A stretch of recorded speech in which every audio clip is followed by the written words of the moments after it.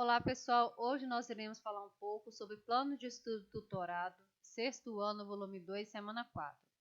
Unidade temática, geometria, objeto de conhecimento, polígonos, classificações quanto ao número de vértices, as medidas de lados e ângulos e o paralelismo e perpendicularismo dos lados. Habilidade, reconhecer, nomear e comparar polígonos, considerando lados, vértices e ângulos, e classificá-los em regulares e não regulares, tanto em suas representações no plano como em faces de poliedros.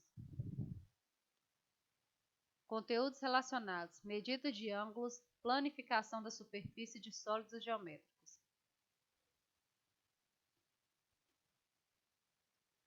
Agora vamos falar um pouco sobre as atividades da semana 4. Atividade 1. Nessa atividade vamos reconhecer nodeadamente os triângulos quanto à abertura dos ângulos. Observe os triângulos. Aqui nós temos três tipos de triângulos. O primeiro triângulo é chamado de triângulo obtusângulos, onde o ângulo A e o ângulo C são ângulos obtusos. Ângulos obtusos são ângulos maiores do que 90 graus. Você pode observar que a abertura dele é maior do que 90 graus. Olha, é bem aberto o ângulo. Então, são triângulos obtusângulos. O segundo, nós temos dois triângulos retângulos. Os triângulos retângulos, nós temos o ângulo E e o ângulo H, que é o ângulo reto. O ângulo reto é um ângulo de 90 graus. O terceiro aqui, nós temos os triângulos acutângulos, onde os ângulos SOG e os ângulos IJU são ângulos agudos. Ângulos agudos são ângulos menores do que 90 graus. Continuando. Essa é a classificação dos triângulos quanto aos ângulos. As medidas dos ângulos caracterizam cada tipo de triângulo. Não é a posição nem a área, mas é a medida dos ângulos o que importa na classificação quanto aos ângulos. Então, nessa atividade 1, foi somente para você conhecer os tipos de triângulo quanto aos ângulos dos triângulos. Então, é só para você ler e você interpretar e entender a diferença entre os triângulos. Agora vamos para a atividade 2. Em seu contexto sociocultural, pesquise 3 situações nas quais você visualiza esses 3 tipos de triângulos. Então, quais são os 3 tipos de triângulos? Com um ângulo reto, com um ângulo obtuso e com 3 ângulos agudos. Registre no quadro abaixo os resultados encontrados e explique por que aquele tipo de triângulo que você visualizou é o tipo ideal para aquela situação.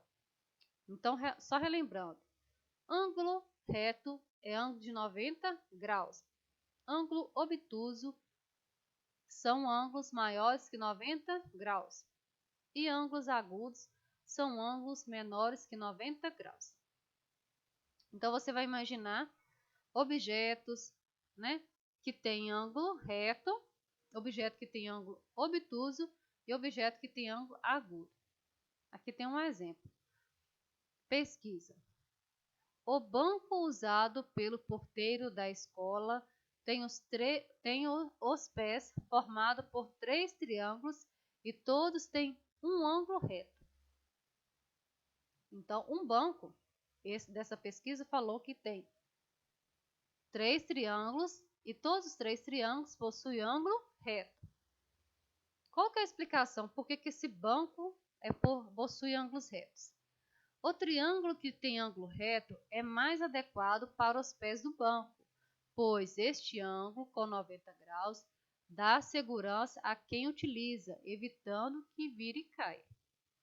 Então, aqui você tem 3 espaços. Cada espaço você vai colocar um objeto que possui triângulo com ângulo reto, um outro número 2 com triângulo com ângulo obtuso e o 3 com objeto que tem triângulo com ângulo agudo. Eu vou falar alguns exemplos que aí você pode estar usando. Nós temos a trave, né, do gol, nós temos cadeira, mesa, cama, todos eles possuem ângulos retos.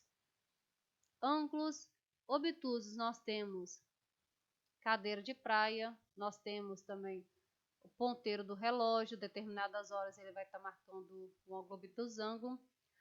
Nós temos também telhados de casas, aqueles telhados que são a mais abertos, então são ângulos obtusângulos.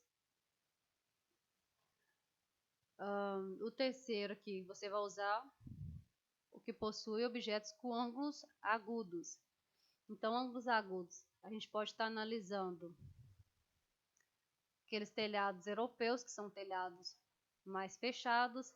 Podemos usar também o ponteiro do relógio, que determinada hora o ponteiro vai estar marcando como um ângulo agudo. Então, tem vários objetos que você pode estar usando como exemplo. Aí você vai analisar qual objeto você vai colocar e depois você vai explicar por que aquele objeto possui aquele ângulo. Por quê? Pode ser para dar mais estrutura, mais segurança, né? Então você vai analisar e vai responder. Atividade 3. Quando desmontamos embalagens que representam figuras geométricas espaciais, obtemos formas planas. Dizemos então que planificamos as embalagens. Vamos experimentar. Procure duas embalagens diferentes com a forma de poliedros ou não poliedros. Identifique as faces, as arestas e os vértices desses poliedros e depois planifique-os. Então você vai procurar na sua casa duas embalagens diferentes, né? Eu vou citar algumas embalagens que você pode estar usando como exemplo. Nós temos caixa de sabonete, temos caixa de creme dental, temos caixa de sapato, caixa de presente. Então, tudo isso você pode usar como exemplo para você montar essa atividade. Então, depois que você encontrar essas duas embalagens diferentes, você vai olhar quantas faces ela tem, quantas arestas e quantos vértices.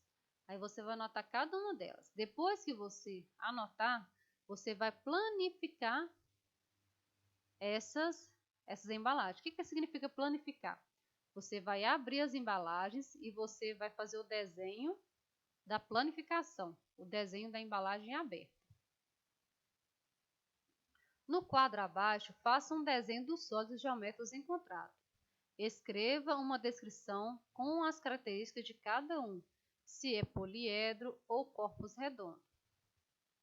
Quantas faces, arestas e vértices e depois escreva um texto explicando as diferenças entre eles. Então você tem um quadro onde você vai colocar os sólidos geométricos, né? Você vai usar somente dois sólidos. A descrição e a diferença. No sólido geométrico, você vai fazer o desenho dele. Na descrição, você pode colocar a quantidade de faces, a quantidade de arestas, de vértices e se eles são poliedros ou se são corpos redondos. E aqui você vai escrever a diferença entre eles.